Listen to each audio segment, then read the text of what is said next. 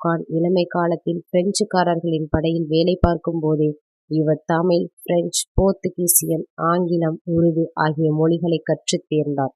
1752ஆம் ஆண்டு நடைபெற்ற ஆற்காடு முற்றுகையின் போது முகமது யூசுப் கான் எனும் மருதநாயகம் சிறந்து விளங்கவே சிப்பாய் படைகளுக்கு தளபதியாகி கான் சாஹிப் எனும் பட்டம் பெற்றார்.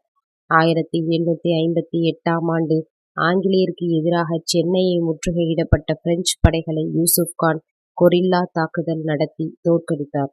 இதனால் கமாண்டோ கான் என்னும் பதவி உயர்வு பெற்றார். இதற்காக தனக்கு கிடைத்த கவர்னர் பதவியில் நீடிக்க வருடத்திற்கு 5 லட்சம் ரூபாய் ஆங்கிலேய அரசுக்கு கட்ட வேண்டியிருந்தது. வேலை காரணமாக மருதநாயகம் சென்னை சென்ற போது சில கயவர்கள் மீனாட்சி அம்மாள் கோவில் நிலங்களை சூறையாடினார்கள். இதனை அறிந்து திரும்பிய மருதநாயகம் கயவர்களிடமிருந்து கோவில் நிலங்களை மீட்டு கோவில் நிர்வாகத்திடம் ஒப்படைத்தார். இந்த சம்பவத்தால்